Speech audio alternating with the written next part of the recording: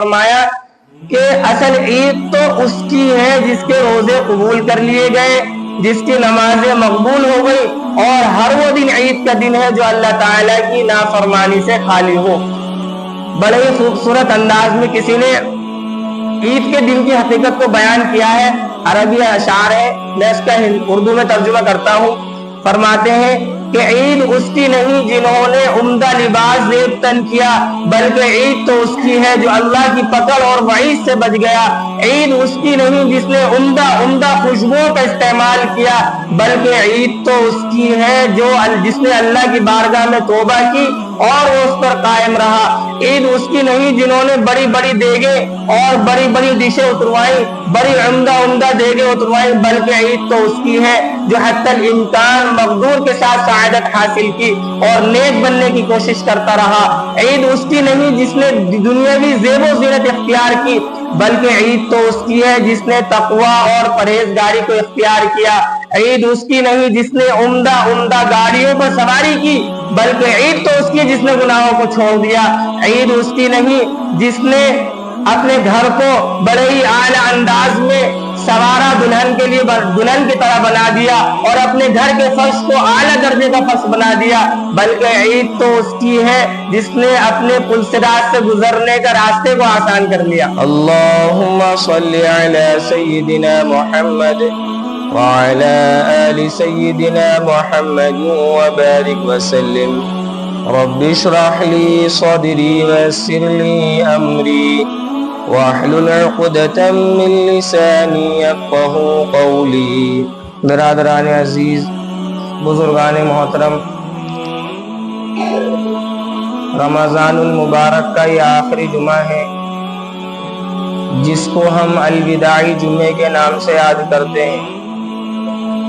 آج کے اس خطبے میں 3 باتوں پر میں انشاءاللہ گفتگو کروں گا، جس میں سے پہلی بات اس دن کی فضیلت اور اہمیت ہوگی کہ اس دن کی کیا اہمیت ہے اور کیا فضیلت ہے، اور دوسری بات مہینے کے بعد جو مہینہ آنے والا ہے شوال المکرم، اس کی پہلی تاریخ کے اوپر بات کریں گے جس کو ہم عید الفطر کے نام سے یاد کرتے ہیں، اور تیسری بات جو میں آپ حضرات کے سامنے عرض کروں گا وہ صدقہ فطر کے اوپر انشاءاللہ بات کریں گے۔ کیونکہ وقت کم ہوتا ہے اور موضوع بہت زیادہ ہوتے ہیں، اس لیے مختصراً اور مطلقاً روشنی ڈال دی جاتی ہے۔ میں اللہ تعالیٰ سے دعا کرتا ہوں کہ اللہ تعالیٰ مجھے صحیح کہنے کی اور عمل کرنے کی اور آپ کو سننے کی اور عمل کرنے کی توفیق عنایت فرمائے۔ برادران عزیز، بزرگان محترم، حدیث شریف میں آتا ہے، اللہ کے نبی صلی اللہ علیہ وسلم فرماتے ہیں کہ اللہ تبارک و تعالیٰ نے مجھ سے پہلے جتنے بھی نبی آئے ان کی امتوں کو اللہ تعالیٰ نے ایک دن عبادت کے لیے عطا فرمایا تھا۔ یہودیوں کو ہفتے کا دن ملا تھا، انہوں نے ہفتے کے دن کو قبول کیا، اور عیسائیوں کو اتوار کا دن ملا، ان کے لیے اتوار کا دن عبادت کا دن تھا۔ اور اللہ تعالیٰ نے میری امت کے لیے اور میرے لیے جو عبادت کا دن قرار دیا ہے وہ جمعۃ المبارک کو عبادت کا دن قرار دیا ہے۔ اللہ کے نبی صلی اللہ علیہ وسلم فرماتے ہیں کہ جمعے کا دن وہ دن ہے جس دن حضرت آدم علیہ السلام کو پیدا کیا گیا، حضرت آدم علیہ السلام کے خمیر کو تیار کیا گیا، اور جس دن حضرت آدم علیہ السلام کے خمیر میں حضرت آدم علیہ السلام کے پتلے میں روح پھونکی گئی وہ بھی جمعے کا دن تھا، اور جس دن حضرت آدم علیہ السلام کو آسمان سے زمین پر اتارا گیا وہ بھی جمعے کا دن تھا، اور جس دن حضرت آدم علیہ السلام کے سامنے اللہ تعالیٰ نے فرشتوں کو حکم فرمایا اسجدوا لآدم کہ آدم علیہ السلام کو سجدہ کرو تو وہ بھی جمعے کا دن تھا۔ جس دن حضرت ابراہیم علیہ السلام کو آگ سے نجات ملی، جو نمرود نے آپ کو آگ میں ڈالا تھا تو نجات ملنے کا دن بھی جمعے کا دن تھا۔ جس دن حضرت نوح علیہ السلام کی کشتی کنارے پر لگی وہ بھی جمعے کا دن تھا۔ جس دن حضرت یوسف علیہ نبینا علیہ السلام کو کنویں سے نکالا گیا وہ بھی جمعے کا دن تھا، اور جو عبادت کا دن سیدنا محمد رسول اللہ صلی اللہ علیہ وسلم کو ملا وہ بھی جمعے کا دن تھا۔ آپ تاریخ اٹھا کر دیکھیے کہ حیدر کرار کی جو شہادت ہوئی وہ بھی جمعے کا دن تھا، اور آپ علیہ کے نواسے لفتہ جگر حسین کربلا کے میدان میں لڑتے ہوئے جام شہادت نوش کر گئے، وہ دن تھا، وہ بھی جمعے کا دن تھا۔ تو جمعے کے دن کی فضیلت اللہ تبارک و تعالی نے، نبی علیہ السلام نے الگ فرمائی ہے۔ قرآن کریم میں اللہ تعالیٰ فرماتے ہیں یا ایھا الذین آمنوا اذا نودی للصلاة من یوم الجمعہ، اے ایمان والو جب جمعے کے دن اذان دے دی جائے تو تم نماز کی طرف نکل پڑو، فاسعوا الی ذکر اللہ، اللہ کی طرف کوشش کرو، اللہ کے ذکر کی طرف تم بڑھو۔ تو یہ جو جمعے کا دن ہے یہ فضیلتوں کا حامل کا دن ہے، اور ہم لوگ اس جمعے کو الوداعی جمعے کے نام سے یاد کرتے ہیں۔ تو اس سلسلے میں ایک بات میں بتاتا چلوں کہ شریعت مطہرہ میں یا نبی علیہ السلام نے کہیں بھی الوداعی جمعے کا لفظ استعمال کیا ہی نہیں، اور سوائے ہندوستان اور پاکستان کے علاوہ الوداع جمعہ کہیں بولا ہی نہیں جاتا۔ اور نبی علیہ السلام نے اس جمعے کے دن کے یعنی الوداعی جمعے کے دن کے کوئی خاص اعمال ذکر نہیں فرمایا حدیث مبارکہ میں۔ جو اعمال عام دنوں کے ہیں وہی اعمال اس کے ہیں، اور یہی طریقہ کار صحابہ کرام رضی اللہ عنہم مجمعین کا رہا ہے۔ البتہ اس جمعے کی فضیلت جو رمضان کا آخری جمعہ ہے اس لحاظ سے زیادہ ہو سکتی ہے کہ رمضان المبارک کا مہینہ ہے، اور رمضان المبارک کا آخری جمعہ ہے، رمضان میں اور کوئی جمعہ نہیں آنے والا، اس لحاظ سے رمضان المبارک کی زیادہ فضیلت ہو سکتی ہے۔ لیکن ہمارے یہاں کچھ لوگوں نے الگ الگ اعمال اور الگ الگ کرنے کے کام اس جمعے میں نکال لیے کہ یہ الوداع جمعہ ہے اور اس جمعے میں یہ کام کرنا چاہیے اور یہ کام کرنا چاہیے۔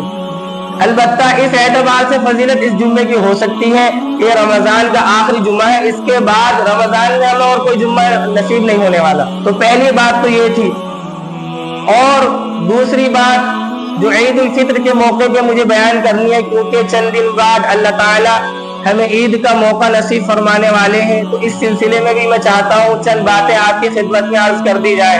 دراصل عید کا دن جو ہے وہ مسلمانوں کے لیے خوشی کا دن اللہ تبارک و تعالیٰ نے بنایا ہے، وہ اس لحاظ سے کہ بندہ ایک مہینہ لگاتار مسلسل اللہ تعالیٰ کی اطاعت اور فرما برداری کرتا ہے، بھوکا اور پیاسا رہتا ہے، اپنی نفس کی قوتوں کو اور اپنی نفسانی خواہشات کو مارتا ہے، دباتا ہے۔ اس کے صلے میں، اس کے اجر و ثواب میں اللہ تعالیٰ نے یہ عید الفطر کا دن ہمیں مرحمت عطا فرمایا ہے۔ اور جس طریقے سے دوسری امتوں اور دوسرے مذہبوں میں عید کے دن اور خوشیوں کے دن بے لگام چھوڑ دیا جاتا ہے، شریعت نے، اسلام نے ہم لوگوں کو بے لگام نہیں چھوڑا ہے۔ جب نبی علیہ السلام ہجرت فرما کر مکہ سے مدینہ منورہ تشریف لے گئے تو آپ نے وہاں دیکھا کہ لوگوں نے چند دن مخصوص کر رکھے تھے خوشی منانے کے لیے۔ تو آپ علیہ السلام نے پوچھا ما هذان یومان، یہ دو دن تمہارے کون سے ہیں؟ تو لوگوں نے بتلایا اے نبی، اللہ کے پیارے نبی، یہ دو دن ہمارے خوشی کے دن ہیں، ان دنوں میں ہم کھیلتے ہیں، کودتے ہیں، خوشیاں مناتے ہیں اور اپنی من چاہی خواہشات کو پورا کرتے ہیں۔ تو اللہ کے نبی صلی اللہ علیہ وسلم نے فرمایا کہ اللہ تعالیٰ نے تمہیں ان دونوں دنوں سے بہتر دو دن عطا فرمائے ہیں، پہلا دن عید الفطر کا دن ہے اور دوسرا عید الاضحیٰ کا دن ہے۔ تو اصل میں ہم جائزہ لینے کا دن ہے عید الفطر کا دن کہ ہمارے اعمال قبول ہوئے یا نہیں ہوئے۔ اور حضرت علی رضی اللہ عنہ کی روایت میں فرماتے ہیں مایا کہ اصل عید تو اس کی ہے جس کے روزے قبول کر لیے گئے، جس کی نمازیں مقبول ہو گئی، اور ہر وہ دن عید کا دن ہے جو اللہ تعالیٰ کی نافرمانی سے خالی ہو۔ بڑے ہی خوبصورت انداز میں کسی نے عید کے دن کی حقیقت کو بیان کیا ہے، عربی اشعار ہے، میں اس کا اردو میں ترجمہ کرتا ہوں۔ فرماتے ہیں کہ عید اس کی نہیں جنہوں نے عمدہ لباس زیب تن کیا، بلکہ عید تو اس کی ہے جو اللہ کی پکڑ اور وعید سے بچ گیا۔ عید اس کی نہیں جس نے عمدہ خوشبوؤں کا استعمال کیا، بلکہ عید تو اس کی ہے جس نے اللہ کی بارگاہ میں توبہ کی اور وہ اس پر قائم رہا۔ عید اس کی نہیں جنہوں نے بڑی بڑی دیگیں اور بڑی بڑی ڈشیں اتروائیں، بڑی عمدہ دیگیں اتروائیں، بلکہ عید تو اس کی ہے جو حتی الامکان مقدور کے ساتھ سعادت حاصل کی اور نیک بننے کی کوشش کرتا رہا۔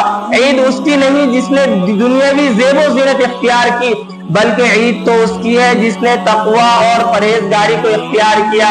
عید اس کی نہیں جس نے عمدہ گاڑیوں پر سواری کی، بلکہ عید تو اس کی جس نے گناہوں کو چھوڑ دیا۔ عید اس کی نہیں جس نے اپنے گھر کو بڑے ہی اعلیٰ انداز میں سوارا، دلہن کی طرح بنا دیا اور اپنے گھر کے فرش کو اعلیٰ درجے کا فرش بنا دیا، بلکہ عید تو اس کی ہے جس نے اپنے پلسرات سے گزرنے کا راستے کو آسان کر لیا۔ اس لیے کہا جاتا ہے کہ عید کا دن احتساب اور جائزے کا دن ہے مسلمانوں کے لیے، کہ یہ دیکھنے کا دن ہے کہ ہمارے اعمال اللہ کی بارگاہ میں قبول ہوئے یا نہیں ہوئے، بلکہ ڈرنے کا دن ہے۔ اور عید کے دن کے کچھ مسنون اعمال ہیں جو عید کے دن ہر مسلمان کو کرنے چاہیے۔ مثلا نبی علیہ الصلوۃ والسلام کی عادت تھی کہ آپ علیہ الصلوۃ والسلام عید الفطر کے دن صبح سویرے اٹھا کرتے تھے، اور صحابہ کرام رضی اللہ عنہم کا معمول تھا کہ صحابہ کرام رضی اللہ عنہم عید الفطر کے دن فجر ہی کی نماز میں تمام عید کی تیاریوں سے فارغ ہو جایا کرتے تھے۔ اور حضرت ابن عمر رضی اللہ عنہ کے بارے میں منقول ہے کہ جب آپ فجر کی نماز کے لیے جاتے تو وہیں سے آپ عید کے لیے نکل جاتے۔ تو سب سے پہلی چیز جو عید کے دن کرنے کا کام ہے وہ ہے سویرے اٹھنا، تاکہ انسان فجر کی نماز باجماعت پڑھے اور دوسری چیزوں سے فارغ ہو جائے۔ اور دوسری چیز جو عید کے دن کرنے کی ہے، جو عید کے دن کی سنت ہے، وہ یہ غسل کرنا۔ اللہ کے نبی صلی اللہ علیہ وسلم فرماتے ہیں کہ عید کے دن کو اللہ تعالیٰ نے تمہارے لیے، مسلمانوں کے لیے عید کا دن بنایا ہے، خوشی کا دن بنایا ہے، فاغتسلوا، اس لیے تم اس دن غسل کیا کرو، نہایا کرو، تاکہ پاکی صفائی اور زیادہ ہو۔ اور تیسری سنت عید کے دن کی یہ ہے کہ مسواک کرنا۔ حالانکہ ہم عام نمازوں کے لیے مسواک کرتے ہیں اور مسواک کرنا سنت ہے، نبی علیہ الصلوۃ والسلام کی سنت ہے، لیکن عید کے دن خاص کر کے مسواک کرنا یہ الگ سنت ہے۔ اور چوتھی سنت عید کے دن کی جو نبی علیہ الصلوۃ والسلام نے بیان فرمائی وہ یہ کہ عید کے دن عمدہ سے عمدہ کپڑے پہنے جائیں اپنے حیثیت کے مطابق، جیسی اللہ تعالیٰ نے ہمیں حیثیت دی ہو، جیسی اللہ تعالیٰ نے ہمیں قوت دی ہو کپڑے پہننے کی، عمدہ کپڑے ہوں، اچھے کپڑے ہوں، صاف ستھرے ہوں، چاہے پرانے ہوں یا نئے ہوں۔ لیکن اتنا بھی مبالغہ نہیں کرنا چاہیے کہ عمدہ کپڑے پہننے کے لیے آپ قرض وصول کرنے لگے، لوگوں کے قرض دار ہو جائے۔ عمدہ کپڑے سے مراد یہ ہے کہ اچھے سے اچھا کپڑا آپ کے پاس آپ کی حیثیت کے مطابق جو ہے وہ پہنے، بلکہ صاف ستھرا کر کے پہنے، چاہے وہ پرانا ہو نیا۔ نبی علیہ الصلوۃ والسلام کچھ میٹھا کھائے بغیر عیدگاہ نہیں جاتے تھے، اس لیے علماء فرماتے ہیں کہ کچھ میٹھا کھا کر عیدگاہ جانا یہ سنت ہے، کم از کم چاہے کہ کھجور کھا لے یا کچھ بھی ایک میٹھا کھا لے۔ اور جب عیدگاہ جائے تو ایک سنت یہ ہے کہ پیدل جائے۔ حدیث شریف میں آتا ہے یغدو الی العید، نبی علیہ الصلوۃ والسلام عید کے دن مصلی کی طرف، عیدگاہ کی طرف پیدل جایا کرتے تھے۔ البتہ سواری سے بھی جایا جا سکتا ہے، لیکن پیدل جانا چاہیے، یہ سنت ہے۔ اور اگر کوئی سواری سے جائے تو یہ بھی جائز ہے، یہ بھی درست ہے۔ اور جو عید کے دن کی سنت ہے وہ یہ کہ نبی علیہ الصلوۃ والسلام جب عیدگاہ جاتے تو آپ تکبیر پڑھتے ہوئے جاتے، اور عید الفطر میں تکبیر آہستہ پڑھنی چاہیے۔ اللہ اکبر اللہ اکبر، لا الہ الا اللہ اللہ اکبر، اللہ اکبر وللہ الحمد، یہ آہستہ آہستہ عید کی تکبیر پڑھتے ہوئے جانا چاہیے۔ اور ایک سنت نبی علیہ الصلوۃ والسلام کی یہ ہے کہ جب آپ عیدگاہ جاتے تو ایک راستے سے جاتے اور دوسرے راستے سے واپس آتے۔ نبی علیہ الصلوۃ والسلام کا یہ معمول تھا کہ جب آپ عیدگاہ جایا کرتے تو ایک راستے سے جاتے اور دوسرے راستے سے واپس آتے۔ اور عید کے دن فجر کی نماز کے بعد عید کی نماز سے پہلے کوئی نفل نماز نہیں پڑھنی چاہیے۔ بعض حضرات کو یہ دیکھا جاتا ہے کہ عیدگاہ میں جا کر نیت باندھ لیتے ہیں اور پوچھتے ہیں کہ بھائی، اگر پوچھنے والا ان سے پوچھے کہ بھائی کون سی نماز آپ پڑھ رہے تھے، تو کہتے ہیں کہ اصل میں فجر کی نماز چھوٹ گئی تھی اس لیے فجر پڑھ رہا تھا۔ تو علماء یہ فرماتے ہیں کہ عیدگاہ میں کوئی ایسا کام یا ایسا عمل نہ کیا جائے جس سے لوگ بدعت میں شمار ہو، کیونکہ عید کی نماز سے پہلے کوئی نفل نماز ہے نہیں۔ حالانکہ آپ کو پتا ہے کہ آپ فرض نماز پڑھ رہے ہو، لیکن سامنے والے کو کیا پتا، تو اس سے لوگ ذبذبے میں اور شک میں مبتلا ہوں گے۔ اس لیے اگر آپ کی فجر، حالانکہ پہلی بات تو یہ مسلمان کی شان یہ ہے ہی نہیں کہ اس کی فجر کی نماز چھوٹے، اور البتہ اگر چھوڑ بھی گئی تو اپنے اس عمل بد کو لوگوں کے سامنے کیوں ظاہر کر رہے ہو میدان بیچ مجمع میں کھڑے ہو کے؟ تو اس لیے بہتر یہ ہے کہ اگر عید کے دن فجر کی نماز چھوڑنی نہیں چاہیے، البتہ اگر چھوٹ گئی تو گھر میں ادا کرو، عیدگاہ میں ادا کرنے کی کیا ضرورت ہے؟ اور عیدگاہ جانے سے پہلے صدقہ فطر بھی ادا کر دینا چاہیے۔ یہ نبی علیہ الصلوۃ والسلام کی سنتیں ہیں جو نبی علیہ الصلوۃ والسلام عید کے دن ان کاموں کو کرتے تھے۔ آپ جب عید کے لیے نکلتے تو صدقہ فطر دے دیتے۔ صدقہ فطر اس لیے دیا جاتا ہے کہ ہمارے روزوں میں، ہماری نمازوں میں جو کوتاہی ہوئی، اللہ تعالیٰ ان کوتاہیوں کو معاف فرما دے، اور اس کے ساتھ ساتھ غریبوں کی، محتاجوں کی غمخواری اور ہمدردی بھی ہے، اور ہر روزے دار پر واجب ہے، اور جس کے روزے چھوٹے ہوں اس پر بھی صدقہ فطر واجب ہے۔ البتہ جو نابالغ ہے تو اس کے والد کے اوپر واجب ہے کہ اپنے بچوں کی طرف سے وہ صدقہ فطر دے۔ اور بھی بہت سارے مسائل ہیں، سارے مسائل جمعے میں بیان نہیں کی جا سکتے، اس لیے علماء سے معلوم کر کے اس پر عمل کریں۔ اللہ تعالی ہمیں عمل کی توفیق عطا فرمائے، آمین۔ وآخر دعوانا الحمدللہ رب العالمین۔